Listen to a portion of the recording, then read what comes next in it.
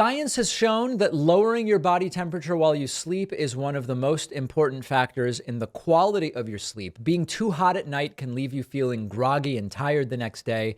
That's why I love the pod cover by 8 Sleep. It fits right over your existing mattress. It improves your sleep by letting you adjust the temperature on each side of the bed. No more getting hot. Go to 8sleep.com/Pacman to save $150 on the pod cover. The link is down below. Well, my friends, it brings me no pleasure to tell you they've done it. Republicans on a party line vote in the House of Representatives have decided they are making official the impeachment inquiry of President Joe Biden. Now, thinking back to the Trump impeachment era some years ago, I do think it's important to remind everybody what the various steps are here. You have first an impeachment inquiry. Then you would have a vote on impeachment in the House. If indeed a president is impeached in the House, then the impeachment trial begins. The impeachment trial has the Senate as its jury. The case is presented by members of the House of Representatives that want to impeach the president. They present their case. Senators vote either to convict or to acquit. As you may remember, under Donald Trump, he was impeached twice. Impeached meaning that the House voted, yes, we are impeaching him and we are going to try him in the Senate. Both of those trials ultimately leading to the acquittals of failed former President Donald Trump. So we are, in thinking of where we are here, already some folks confused thinking Biden was impeached yesterday. He was not. This was a vote to formalize an impeachment inquiry. And there is every reason to believe that Republicans are determined ultimately, no matter what the facts show, and so far the facts show absolutely no criminality, no high crimes or misdemeanors, and we will get to that. But Republicans increasingly seem determined, no matter what the facts show, eventually to impeach Joe Biden. Let's start with this report from the New York Times. House approves Biden impeachment inquiry as Republican Party hunts for an offense. They've not been able to quantify what is the offense. They've not been able to explain what evidence of a crime they have. And many of you know that because we've been looking at those clips for a long time. New York Times writing, Republicans are pushing forward with a formal investigation, even though their year-long scrutiny of the president and his family has turned up no evidence of high crimes nor of misdemeanors. Republicans said, this is their justification. Republicans said the vote was needed to give them full authority to continue carrying out their investigation amid anticipated legal challenges from the White House. Democrats have denounced the inquiry as a fishing expedition and a political stunt. We're going to deal with that claim specifically in a moment. Here is 30 seconds of video from the House of Representatives when, on a straight party line vote, the decision was made to open this inquiry. Take a listen.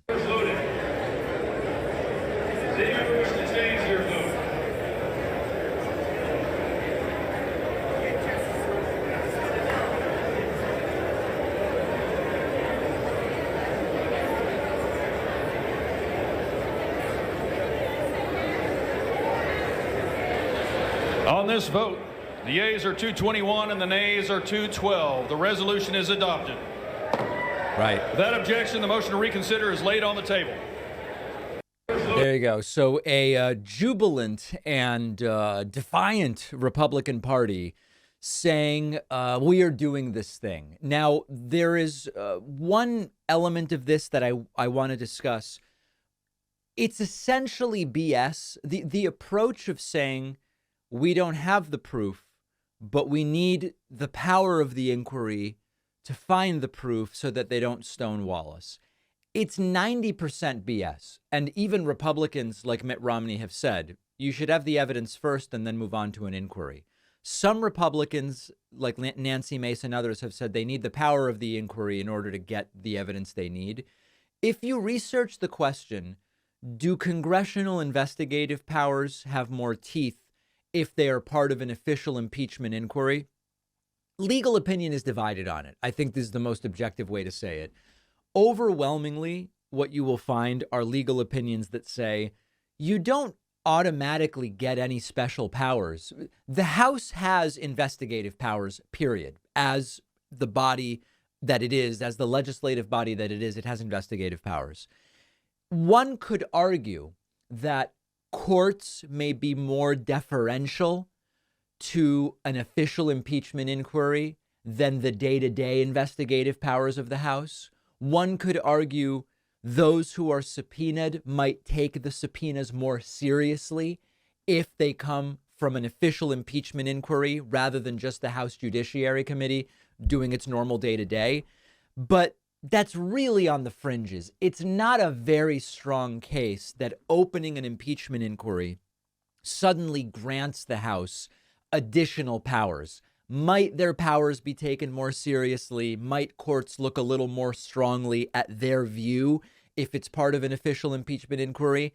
Yeah, maybe, but we're not talking about a mind-blowing difference here. So in general, the argument that unless we do this, they won't give us any of the evidence and we'll be able to get it by making this an official inquiry, 5% true, 95% propaganda. Let's now move on to what this is really about. Just about every single day, we are seeing more instances of Republicans asked super simple questions about what is now a formal impeachment inquiry against President Joe Biden. And it basically goes the exact same way every time. Here's Nancy Mace being interviewed by Maria Bartiromo. Can you identify any actual policy decisions that Joe Biden has made in response to getting paid for those policy changes? Well, that'll be part of the investigation. That'll be part of the investigation. What evidence do you have that he committed a high crime or misdemeanor? Well, we're struggling to get the evidence because we don't have an impeachment inquiry. We need the power of the impeachment inquiry to find it. It's called a fishing expedition. That's what this is fundamentally at the end of the day. And increasingly, I'm glad that there are some Democrats who are willing to say, this is all just to try to help Trump in 2024. That's fundamentally what this is about. Eric Swalwell said it to me during an interview last week, and he said it again yesterday on the floor of the House of Representatives during debate about this. Take a look at this. Problem is they have zero evidence. The only crime is that Joe Biden blew out Donald Trump in the 2020 election. And that's a problem because this place is the largest law firm in D.C. with these lawyers working on behalf of just one client, Donald Trump, at the expense of everything else that matters. This increasingly and obviously and brazenly and pathetically seems to be the case. Republicans are recognizing, listen, if we have a rematch of 2020, which they know Trump lost, right? Maybe there's a handful that you can find who think Trump won in 2020, but all of our inside sources say Republicans know Trump lost. They just are playing coy with all this voter fraud stuff. You've got Republicans now in mid-December, about to be the holiday break. Then we will have the first Republican primary votes in January. I mean, it's now. The election is now. Republicans are recognizing, okay, let's think about this. Biden beat Trump in 2020. The popular vote margin was monstrous. Okay, on Electoral College, if a few states went a little bit differently, then it goes to Trump. But we have a fine economy. They know it. Stock market record high. We'll talk about that later. Unemployment, historic lows for sustained period of time. Wage growth, GDP up, inflation down. Right? They know it. They see it. They know the history. They know we can say Biden's old as much as we want, but they know the history that incumbent presidents tend to get reelected when the economy is this stable. And they realize that voters are going to go to the polls and they're going to say, okay, are we going to vote for the guy who already lost to Biden and is facing 91 felony charges and was impeached twice? Or are we going to vote for the guy who wasn't indicted for anything, who wasn't impeached for anything, and has a stable economy? So the calculation that Republicans are making is maybe if we can get Biden impeached once, we'll put a little bit of a black cloud, a gray cloud over the head of Biden. And so when voters go to the polls, it'll be, well, I've got two choices and they were both impeached, even if everything else about them is completely different. That's the Eric Swalwell perspective. And it makes a lot of sense to me that that's what they're doing. Here's Jamie Raskin yesterday. This was either after or as this debate was going on. Again, explaining they can't even articulate what is the offense that Joe Biden was engaged in, even theoretically. but they still want to move forward with this. President Biden has done nothing wrong. They have not laid a glove on President Biden, and they have no evidence of him committing any offense, much less an impeachable offense. So this is where we are. We take it that the Republicans, if they can get their votes together, are planning to vote to conduct an impeachment inquiry. Okay, so this was right before that vote, which ultimately this is the way the vote went. Today, a repetition of everything that we've seen over the last 11 months. But we are in a remarkable juncture for the U.S. House of Representatives because this is an impeachment inquiry where no one has been able to define what criminal or constitutional offense they're looking for. Because they can't find one. We don't know what the crime is. You know, the mysteries are called a whodunit because it starts with the crime and then you try to determine who committed it. This is more like a what is it, not a whodunit. We don't know what the crime is, and there are thousands and thousands of pages of evidence, but all of the evidence demonstrates beyond any reasonable doubt that President Joe Biden is not guilty of any impeachable offense. Yeah, you remember that board game Clue, which, by the way, I hated. Whenever I went over to any kind of gathering and someone said, let's play Clue, I became despondent and said, how the hell do I get out of here? But regardless, you know, it's sort of like you set it up and then eventually the answer you're trying to get to is, oh, you know, it was Mr. Jones with the hockey stick in the study that murdered someone. Oh, okay. We have a weapon. We have a crime. We have a victim. We have elements of this. They are starting with none of that. They have the perpetrator. The perpetrator they know. It's Joe Biden. It's Hunter Biden, etc. Maybe it's James Biden. Why not? Maybe Jill Biden. You know, maybe, I don't know, maybe Obama was part of it to some degree. But they don't actually have a crime. And I don't think they care. It seems abundantly clear that they are committed to this. And so officially this now starts.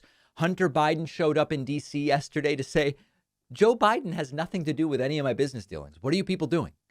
We'll get to that video later. We'll get to all of it. But they seem determined. And I don't know that at this point, I don't think they're putting the genie back in the bottle. Let's put it that way. It's hot outside. There is nothing I dislike more than being hot when I sleep, waking up sweaty, figuring out how to rig a fan on the top of me, which wastes electricity, is a nightmare. But our sponsor, 8 Sleep, really changed everything for me. 8 Sleep makes this amazing product called the Pod Cover. It goes over your existing mattress like a fitted sheet. It lets you choose your preferred temperature for each side of the bed. It can intelligently adjust the temperature automatically for best sleep based on your sleep cycles and the temperature of the room. Unlike competitors, one device covers the whole bed. 2 different people can choose their own temperature for their particular side, or one person can set both sides to the same temperature. Goes all the way down to 55 degrees, as hot as 110. I find 63 works for me. With the 8 Sleep Pod Cover, I don't wake up hot and sweaty anymore. I've said goodbye to the wasteful eyesore fan next to my bed. Go to 8sleep.com/Pacman to save $150 on the pod cover. The link is down below. We have to be honest with ourselves. We have to be honest with each other. Donald Trump's decline is accelerating. He spoke yesterday in Iowa at Coralville, and he looked confused. He was slurring. He said things that didn't make any sense. He invented words whole cloth. And at a certain point, we have to be able to calculate if he's declining this quickly week to week, what will be left of this man's brain come his criminal trials and come the general election in November of 2024. I'm going to play some of these clips. These are tough to watch. The audience silent through large parts of this event, themselves apparently confused and concerned by what is happening with their great orange leader. Here is Donald Trump wrongly claiming that there is $8 a gallon gas right now. Gasoline prices are now $5, $6, $7, and even $8 a gallon. By contrast, under the Trump leadership, my leadership, inflation was non-existent, and we had gasoline down to $1.87 a gallon. Doesn't that sound beautiful? Beautiful. Now, let me be extraordinarily honest with you. Gas prices are publicly available. Gas prices are down 40% to an average of $3.05 a gallon. Can you find super premium somewhere in the remote California coast for some number much higher than that? Sure you can. But to show up at a rally and try to fire up an audience over high gas prices when they are down 40% during Biden's presidency doesn't make a lot of sense. By the way, inflation adjusted gas prices right now are the equivalent of $2.50 a gallon pre-pandemic. Understand that the price of gas has come down. But if you make an inflation adjustment, this would be like paying $2.56 a gallon at the time that the pandemic started, January of 2020. So these, I think, we can chalk up to lies. But then look at the other things Trump tries. Trump says, name one thing that's gotten better under Biden. And the crowd is silent because we all know so many things that have gotten better. Not one thing, if you think about it, has gotten better under crooked Joe Biden. Name one thing where we're doing well. Well, for one, unemployment went from 6.2 to 3.7 and stayed at 3.7 for a longer period than we've seen in 50 years. The stock market hit an all-time historic high yesterday, and it's climbing even more today. Inflation's down to 3.1. GDP growth is up. Wages are up. I could go on. Now, it's not all thanks to Biden, much the same way that the problems and successes of the economy under Trump were not all thanks to Trump. But this is a very weird line, and the crowd knows it. Now, then it starts to get a little bit scary cognitively. Trump, I don't know what word he says here. He says something about Christmas. He says, we're going to have a blank something by Christmas. I think he calls it a you-ished economy by Christmas. I don't know what that means. I think it's what he's saying. Take a listen to it. With your vote by Christmas, and we're going to have it by Christmas 2024, that's just shortly after the election, because of the momentum of our victory, we will have a Eunice economy roaring back. We will have a Eunice, what is that word? A Eunice economy or something like that? And in 2025, we'll have one of the greatest economic years this nation has ever recorded. 2024 looks like it could be one of those years. And then Trump continuing to slur his words, bragging while slurring that he took a cognitive exam. Be happy to hear. Our great football players got to be happy to hear this. I took a physical and I passed with flying colors, and I took a cognitive exam. I said, doctor, give me anything you want. I want to take it. Yeah. Oh boy. It's getting painful to watch, my friends. Trump, then confused about what the Supreme Court does, says that prosecutors are trying to get a guilty plea from the Supreme Court. Of course, that's not what the Supreme Court does. Trump looks confused. The audience is silent. Nobody knows what the hell is going on here. And, now they're saying, let's rush it to the Supreme Court. We got to rush it. They could have started 3 years ago. Nothing changed. They could have started 3 years ago, but they didn't. They started just recently with this crap. They could have brought this lawsuit, Brenna, 3 years ago, right after I left. It's been 3 years. But they didn't do that. And now they're saying, we have to go immediately before the Supreme Court. This thing would have all been over with 2 years ago. But they waited and waited and waited, and then they saw I was running, and they waited, and then they saw I was hot, and they filed lawsuits. Trump was so hot. These are very dishonest people. That's called election interference. And now they're fighting like hell because they want to try and get a guilty plea. from the Supreme Court of the United States, which I can't imagine because you have presidential immunity. Well, it's not because you have presidential immunity. The Supreme Court doesn't hand out guilty pleas. I don't even know what this guy is talking about. And as you notice, the lips are zipped of the crowd. They don't know what the hell this guy's talking about. Trump then going after the fake news once again because they're covering the fact that he's been indicted. Imagine that. Trump says the way that the news should be behaving is not to cover the fact that a former president has been indicted 4 times. That would be not fake news. We are a nation that no longer has a free and fair press. Fake news is all you get. And they are indeed the enemy of the people.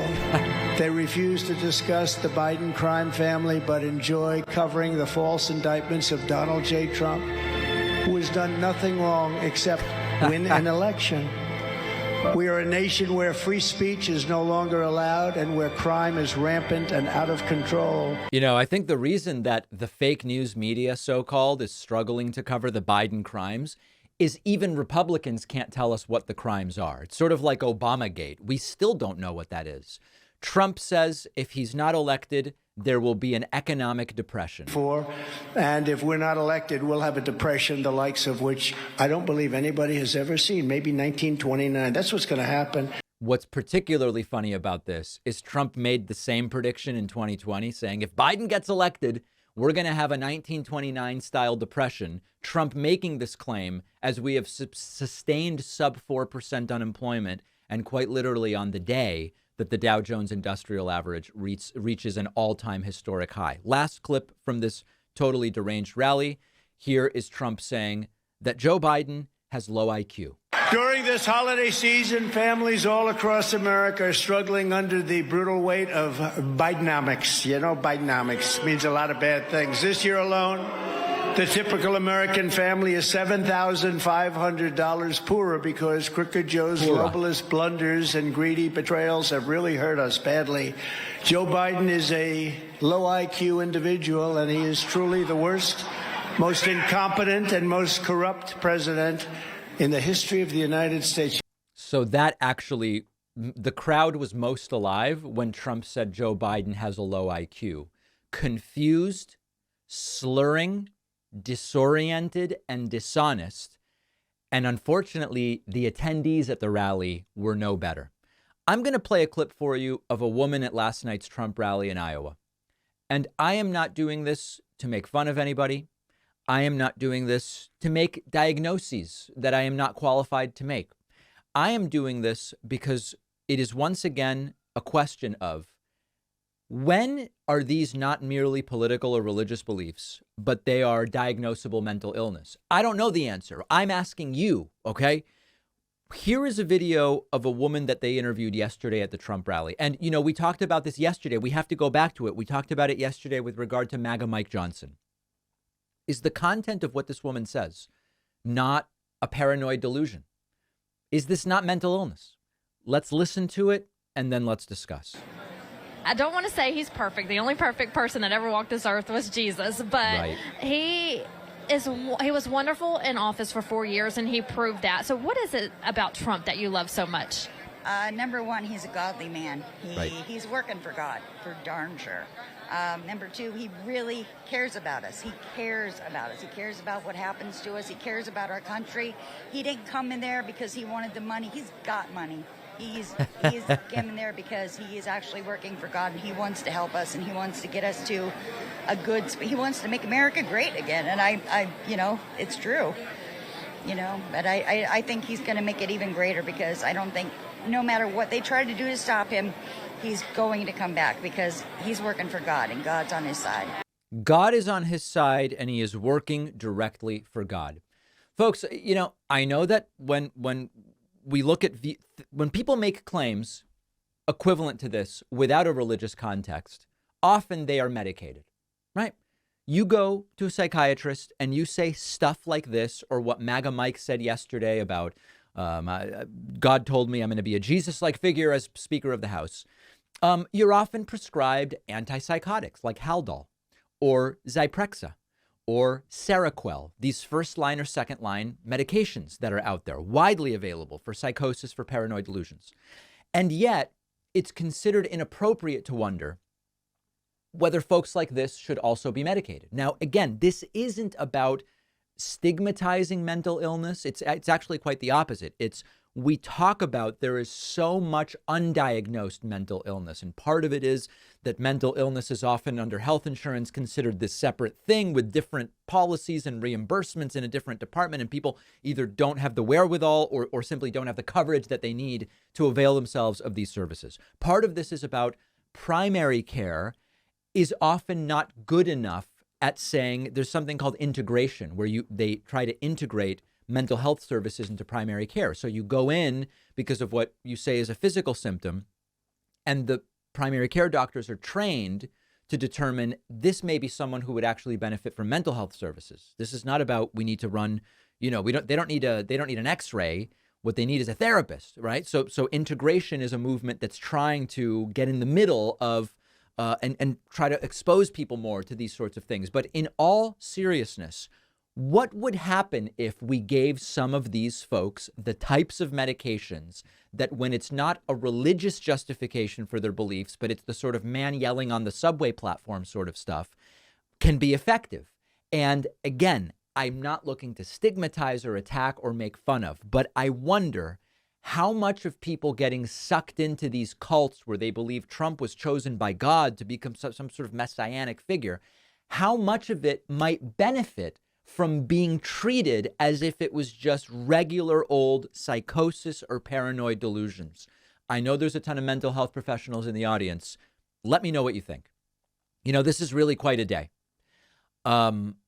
Yesterday, and even more today as we are filming, the stock market is at all-time record highs. All-time record highs. Remember this sort of interesting moment from the 2020 presidential debate? They said the stock market will boom if I'm elected. If he's elected, the stock market will crash. Okay. Right. And then 12 seconds later, not exactly 12 seconds later, this announcement about the stock market. 12 seconds later. That bell marks a new record high for the Dow Jones Industrial Average, going to close above 37,000 for the first time ever. For the first time ever, Dow with a record close. Here is Fox News bringing the news to their audience. To finish, we've seen now in the better part of 2 years, the Dow's never been higher. The other averages racing along. We'll tell you what sparked this and what it could mean and portend for you in the months ahead, your world. There you go. Fox News having to admit it. Now, listen, I'm the first to tell you, the Dow is not the entire stock market, although the S&P is also basically at these same historic highs. The stock market is not the economy. The stock market doesn't tell you anything about wages or whether the average person can afford food. That's not what this is about, okay? But it is another failed prediction from Donald Trump. And remember, he's making the exact same prediction again. This is from yesterday. And if we're not elected, we'll have a depression, the likes of which I don't believe anybody has ever seen, maybe 1929. That's what's going to happen. That prediction he made in 2020, stock market all-time high, unemployment record low, wage growth up, GDP growth up, inflation down. It failed. So now he says, well, if you don't elect me next time, this should make it so that this guy has no shot. This sort of thing, if Biden wins, you're going to have a depression. Economy's great. Well, if Biden wins again, you're going to have a depression. You should immediately have no credibility. This guy who's polling 60% among Republican voters and potentially could be reelected, he should be laughed into the, what's that thing that DeSantis calls it, the dustbin of history? He should be laughed into the dustbin of history politically. But he's not. And part of it isn't about Trump. It's about the voters. But follow the numbers. Stock market record high, even though Trump's prediction was record low. Just evaluate the numbers. Don't forget that the best way to support the David Pakman Show is by becoming a member, which gives you access to the daily bonus show, the regular show with no commercials. You also get access to our entire archive of every episode dating back a really long time, and plenty of other awesome membership perks, go to joinpacman.com. Joinpacman.com. It's great to welcome to the program today Steve Inskeep, who's host of NPR's Morning Edition, as well as NPR's Morning News podcast, Up First. He's author of the new book, Differ We Must, How Lincoln Succeeded in a Divided America. Steve, it's so great to have you on. I really appreciate it. Thank you for the invitation. I'm glad to join you. You know, it's interesting to start a conversation about Lincoln today with the country arguably as divided as it's been in a long time. You know, the former president, Donald Trump, has famously made some comparisons to Lincoln, saying he arguably may have been even better for Black folks than Lincoln was, and other extremely hyperbolic comparisons. We don't have to weigh in on that necessarily, but I am interested in your view about what was it about Lincoln and the Lincoln era with the country as divided today as it is that interested you in looking at it through this lens? Yeah, part of it is just like Lincoln is always interesting. There's a reason there are thousands of books about Lincoln. He seems relevant all the time in different ways. But I was writing this book I got started in 2020. So I was researching this during the period of the 2020 election and Trump's effort to overturn the election that he lost. And everything that happened since. And the story did feel more and more and more relevant to me. And it's not that we're divided in exactly the same way as we were, or that we're headed for a civil war. I don't particularly feel that we're heading for a civil war. I mean, I'm happy to continue reporting on whatever happens, and we'll see how things feel 6 months from now or a year from now. But it's not exactly the same. But it is the same basic republic. And Lincoln face this challenge that I think we do face today, which is we're not going to get everybody to agree. We have a lot of people with fundamental differences, but how do you assemble a majority to at least support the system, to support the institutions we have? You know, one of the things I've been talking about with my audience as someone who's on the left is not thinking about people like Mitt Romney and George W. Bush or Chris Christie or whoever as people who I think are, you know, God's gift to politics or whatever the case may be. But the sort of practical reality that if we disagree about what the top tax rate should be, or to what degree we should be funding certain programs, it's a much more sane disagreement than you know, a lot of the stuff, for example, we saw at the most recent Republican debate about January 6th being a setup by the government, or about so-called the mutilation of genitals and what seems like these extreme conversations. I can't help but wonder whether you agree that the disagreements in the era of Lincoln were maybe more like the ones I'm talking about what the top tax rate should be with people that are generally sane, or am I wrong about that? Were they as extreme as? No. Well, I want to think of the difference a little. Think of the contrast between the two eras a little differently. Yeah. I think that not all, but a lot of our differences today are about style rather than substance. They're about fantasies versus facts. I mean, the thing that you talked about, like extreme rhetoric, a lot of our culture wars are ultimately about nothing. I mean, they're about someone's, I don't know, just someone's attitude or someone's implied statements. Of course, we also have real differences, serious differences today.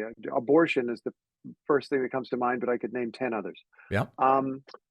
In the Civil War era, they had something that arguably was harder because it was a fundamental difference about who gets to be a human being, about who gets to have full rights, and how do you organize the economy? What does it mean to have free labor? Who gets to have free labor? I mean, they were big, substantive, philosophical differences that had to be argued out. That is really, really hard to deal with. That's one of the reasons that, at least for this minute, I'm not like forecasting a civil war or something. Of course, our differences are very real today. And you pointed at something very important when you talk about being someone from the left who has an appreciation for Mitt Romney, because Mitt Romney gets the Constitution. And aside from the words of the Constitution, he gets democracy, which means that nobody gets to win 100% of the time. Nobody gets to win permanently. Nobody gets to have all the power. And even if you did, in theory, have all the power, you should probably take into consideration a lot of your fellow citizens, because it's a democracy and we're all supposed to be equal citizens. I think somebody like Mitt Romney gets that. I think somebody like Lynn Cheney gets that. If you're on the left, you probably had a wildly different opinion of Lynn Cheney just 5 years ago. You mean Liz, right? Liz Cheney. Yeah. I mean, yeah. So forgive me. Thank you very much. Thank you for the correction. Dick Cheney's daughter and former member of Congress from Wyoming. Yeah. In any case, you probably had a very different opinion of Cheney 5 years ago. Yeah. Her positions have not changed, but if you're on the left, there is something you can work with her on, that you can deal with her on, that is really, really important. And that is a thing that I feel that I learned about Lincoln. He could be friends with a slave owner, someone we would consider totally morally bankrupt. But the way that he looked at this guy was, we disagree on 9 out of 10 things, but the 10th thing is something I can get some value out of. Yeah, so I want to dig into that a little bit more, because as you say in the book, you explore Lincoln engaging with people who supported slavery. They thought that slavery was a good thing. It should be legal. It's a positive thing for the economy, or it's not violating people's rights, whatever. Lincoln, of course, was against it. I sometimes will get people who call in and they say, hey, David, how do you deal with people in your life who you disagree with politically? And I say there's a difference between someone thinks that the top tax rate should be lower and someone thinks Jews are subhuman. As a human and as a Jewish person, I'm going to have a much harder time including in my life the person who thinks that Jews are subhuman. So today, I think a conversation with someone who thinks it should be legal to have slaves would be much more difficult maybe than it was when it was normal, so-called, to have slaves. But regardless, what was Lincoln's engagement with those who supported slavery? How did he balance the moral aspect of it, or the economic, or whatever the case may be? What was that relationship like? Yeah, couple of things to say about that. One is that we understand that there's really like a black and white position on slavery today. It's right or it's wrong, and if you think it's right, like, what's the matter with you? Yep. And we get that. At the time, and we can relate to that with other issues today, there was a kind of sliding scale. There was a small number of people who understood slavery to be wrong. There was probably a larger group of people who thought it was positively right and wanted to practice it and everything else. And then there was a huge number of people in the middle who would have these kind of gray area positions. And we would consider all these positions to be wrong today, but we can understand them on a human level, where you would say slavery is unfortunate and evil, but it just is. It's a tradition. Slavery is wrong, but I can't figure out what to do about it. Slavery is wrong, but it's in my interest.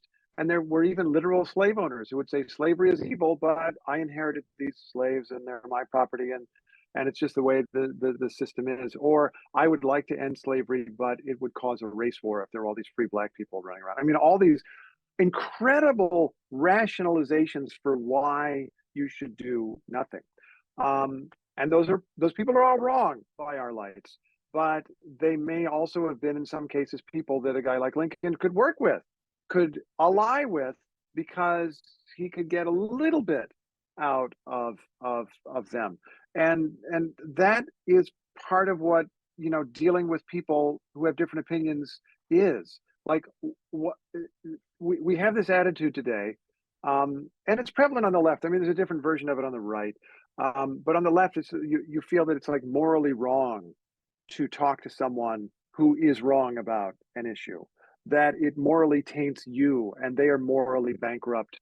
And we need and to be clear, that's ostracize not them. my view, but I know that some on the left do feel that. Yeah, I will yeah, talk to yeah, mostly absolutely. whoever, but yeah. No, I totally get it. And Yep. some people have even pointed out to me, like, if you're gay, if you're black, do you have to expose yourself and smile to someone who denies your humanity? I don't think that you have to No. do that. No, not at all. But there are circumstances in which the other person is not necessarily evil; they're just wrong. And that doesn't even mean you have to compromise your principles or accept their wrongness. But maybe you figure out in some cases that you don't have to take it personally, and that there are a couple of things you can deal with them on. And even if you can't deal with them on anything, maybe you can learn something from the conversation about how to outvote them, which is what a democracy is about. What sorts of things could Lincoln get from the most ardent pro-slavery people? Okay, the most ardent pro-slavery people, almost nothing. I mean, he ended up fighting a civil war after all. But let's think of a couple of examples in that gray zone. His best friend of his life, Joshua Speed, was a guy from Kentucky, from a rich Kentucky family. He grew up on a hemp farm worked by slaves. At the time of his father's death, his father owned 50-some black people. That was the official property record in the will. So that was the world in which Joshua Speed grew up. But he then moved north to the free state of Illinois. He became friends with Lincoln, best friends with Lincoln. In fact, they were roommates for like 4 years. And in the 1850s, by which time they were both, pretty well into adulthood, there is this letter where Lincoln writes him, and Speed has accepted as an abstract notion that slavery is wrong. He no longer buys that it's a good idea. Mm-hmm. But Lincoln thinks that Speed is politically wrong. He's not serious politically about doing what is possible against it. That he's rationalizing away any possibility of acting against slavery. And so Lincoln tells him clearly why he thinks Joshua Speed is wrong. Then goes on to say, but if for this we must differ we must, which is where the title of my book comes from. And he signs this letter, your friend forever. He keeps in touch with Joshua Speed. And a few years later, when Lincoln was elected president, and when his election as an anti-slavery president caused Southern states to try to leave the Union, Joshua Speed played a role as a prominent Kentuckian in trying to keep his state of Kentucky in the Union, a slave state in the Union. And so, they were not on the same page as regards slavery, but they were on the same page as regards the United States. Right. And that was a value that Lincoln got out of keeping that line open. Steve, I want to ask you a little bit about an incident I'm sure many in my audience remember, which is when you interviewed the former president, Donald Trump. You asked him about 2020 election fraud claims, and he basically just hung up on you. I'm curious, first of all, how long did that interview take to even coordinate? Is it weeks? Is it months? Does it come together quickly? What was like the buildup to that conversation? Well, I've spoken in public about this, so I'm not like telling tales on anybody, but it took 6 years to get this interview. I first started trying to get Trump on the line, in fact, more than 6 years, sometime in 2015 when he was running for president. And in early 2016, just before the Iowa caucuses, an aide said to me, he will talk to you after the Iowa caucuses. Mm-hmm. And he did talk to me after the Iowa caucuses. It just took 6 years after the Iowa caucuses. But I just kept asking and kept making the case. I think it is important for us to cover everybody. Yep. And if you think the person is dangerous, it is more important that I get you good information about what they're doing and saying, and learn whatever I can. And he eventually just took the call. And I can't even really tell you why he took that call when he didn't take other ones, but he finally did, to his credit, until he hung up. So it takes 6 years. You finally talk to him. You know, given what had gone on, that you're going to use this line of questioning. Do you anticipate that he may just hang up? Do you potentially want him to hang up because it's interesting? What was your approach? No. I don't want to create a hang up moment just for a hang up moment. I had more questions for him. We had agreed to talk for 15 minutes, and I think we talked a little under 10. I could have made good use of that extra 5 minutes. To be honest, it did not cross my mind that he would hang up. Other people who talked to him were not surprised. It's not the only hang up call he's ever done to a journalist, as I learned afterward. But I was completely surprised. In terms of the way that Trump's candidacy is being covered right now, to the extent that you're watching, is anybody striking the right tone in terms of the level of alarmism? Because there's this is a fundamental systemic threat to democracy, to, maybe he'll try to do some of these things. He almost certainly won't succeed, and maybe he won't even try. What do you think of the tone that you're seeing in terms of the reporting? Oh, well, I mean, I think some of the tone is overblown, and some of the tone is like people aren't even paying attention. Kind of depends on the channel. I can talk about, I guess, the way that I want to try to approach it as a journalist, and that is that I want to ruthlessly say the facts. And I shouldn't really need to use hyperbole because the facts are pretty dramatic in and of themselves. And even if the facts weren't dramatic, my job is to give you the facts. And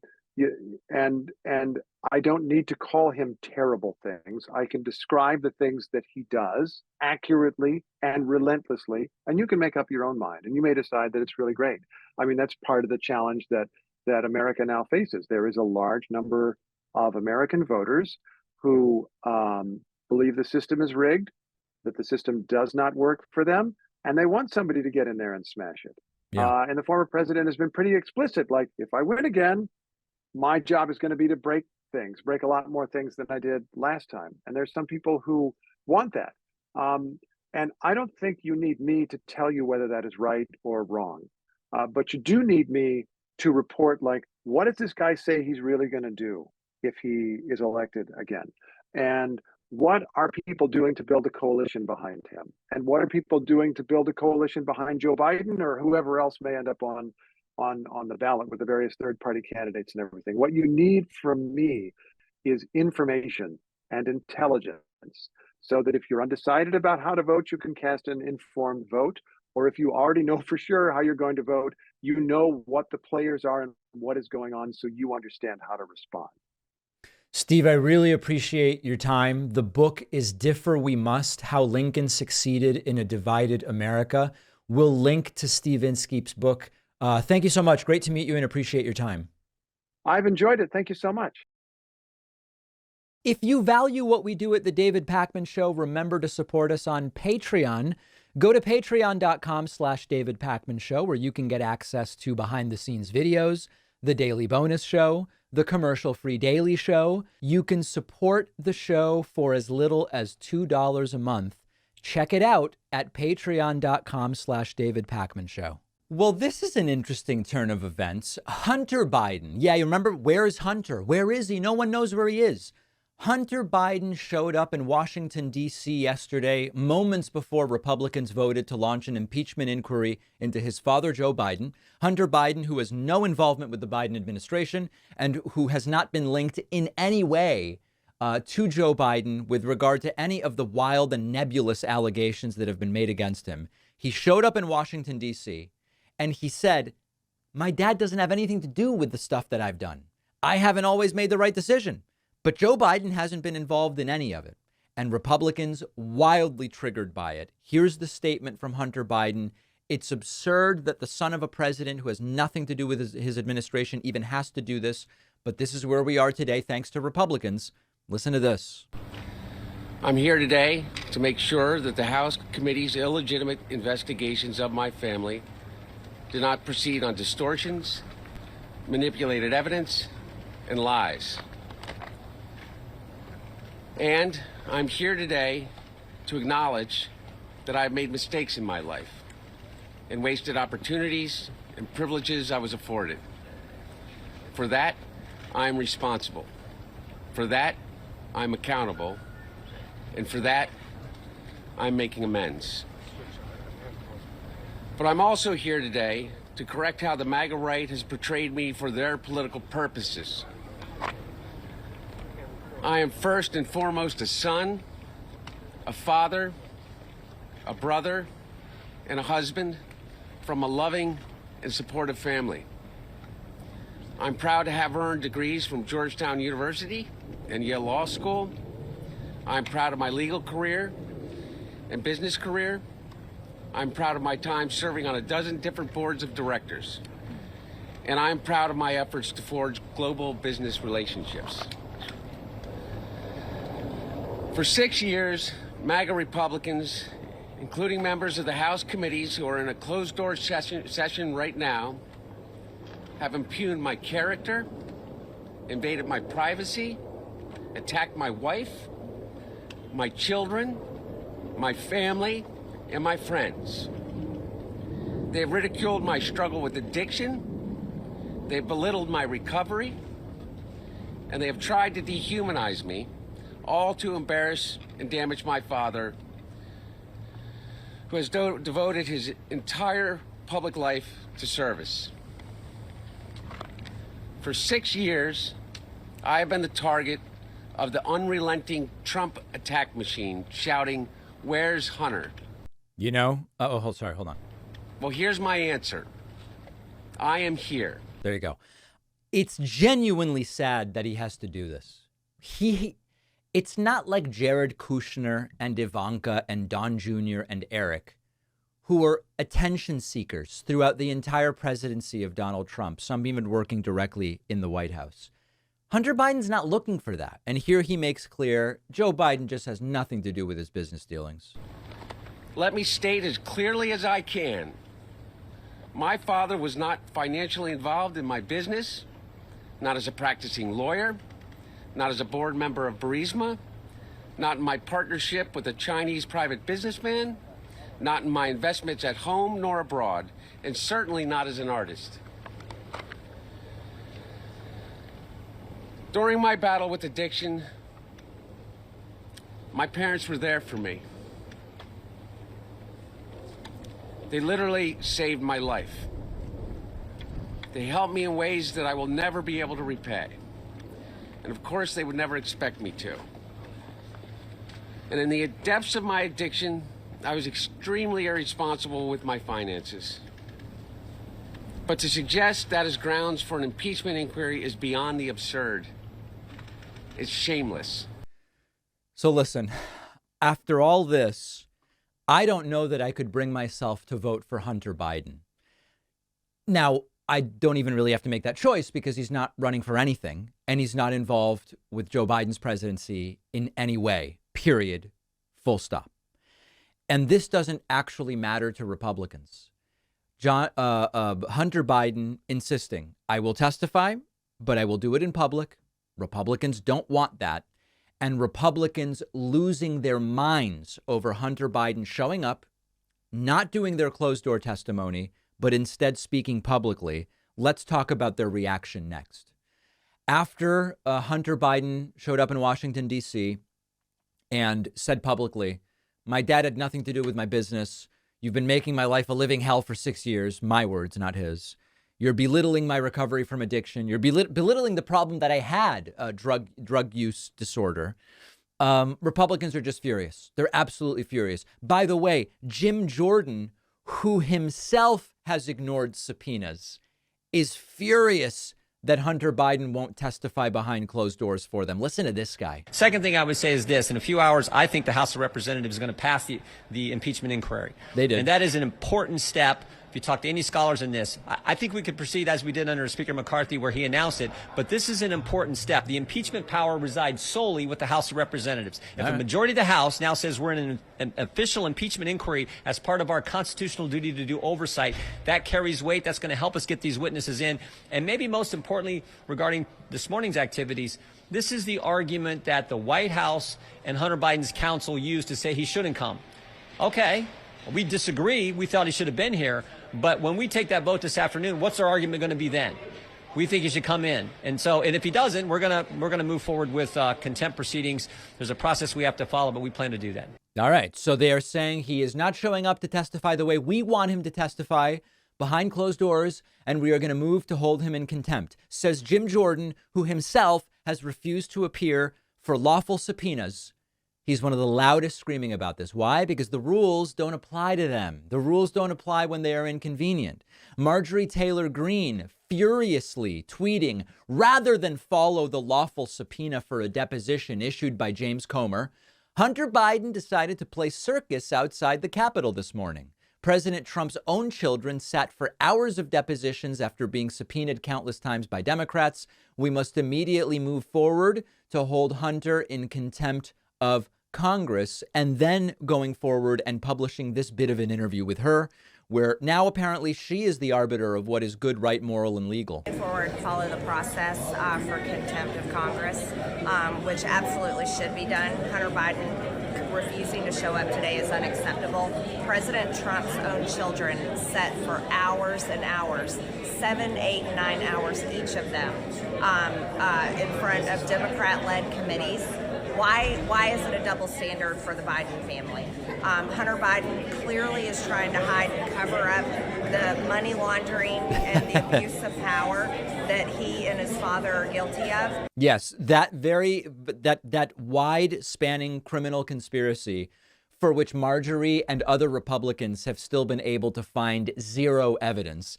Republican Congresswoman Nancy Mace tweeting out, "In Oversight Committee room, we're waiting. If Hunter Biden doesn't show up, hold him in contempt." They should be mad at their fellow Republicans for making them look this dumb. This is their fault. They insisted that they want to move forward with this entire sham impeachment with no evidence. They insisted they need the inquiry even without evidence to find the evidence that they say is being covered up, but we have no evidence even exists, right? We don't know that it even exists. And they got themselves in too deep. They're in over their heads, and they now can't back out of it. So what can they do? Claim it's all cover up, claim everybody else is breaking the law, even though they do the same thing. So ultimately, is Hunter Biden going to sit down in public behind closed doors and answer questions? I don't know. I have no problem with him doing it. I don't believe at this time that there is any evidence that Joe Biden is linked to any of the wrongdoing that has allegedly taken place. They've not identified the crimes. They've not identified the misdemeanors, the wrongdoing. If they do, I will be here and I will tell you, yeah, Joe Biden's not special. He's not exempt, but they've got to put forward some evidence. And if it doesn't exist, just say it doesn't exist and you messed up. I'll respect them more than if they go forward with an impeachment despite no evidence. We have a voicemail number. That number is 219-2-DAVID-P. I love voicemails like this. Here's a woman who's furious saying, "How on earth does a blabbering libtard like you have 2 million subscribers?" Well, read the numbers and weep, young lady. Take a listen to this. Listen, I don't know who these 2 million people are who've subscribed to you, but Yeah. you are awful. You're a terrible interviewer. You don't even listen to your guests. I didn't even like the shaman guy until he was on your show and was clearly more cool and logical than you were. You sound like a babbling libtard. Wow. Who just is like, oh, no, wait, hang on, back up. We're gonna keep this on point here. That's right. I was trying to control the interview to prevent the shaman from going gish gallop and changing the topic every time he was cornered without facts. Guilty as charged, ma'am. I did do that. You weren't. You're awful at your job. You should Thank you. totally pack it up. And I can't wait to see your demise. Goodbye. There you go. And listen, this is not the only person who's been waiting for the demise of the David Pakman Show for a long time. When we were at 100,000 subscribers, there were people already waiting and wishing for our demise that they felt was inevitable. And then we got to 1 million and then to 2 million. So by all means, keep waiting, ma'am. I love it. We've got a great bonus show for you today. We'll tell you what the Supreme Court is up to. We'll tell you what the Fed is up to as far as interest rates and what's likely to happen in 2024. All of those stories and more on the bonus show. Oh, the bonus show where you want to make money. Sure. Everybody else that makes money to fund themselves is bad. JoinPakman.com is the place to sign up. I'll see you then. And then tomorrow, it's the Friday show.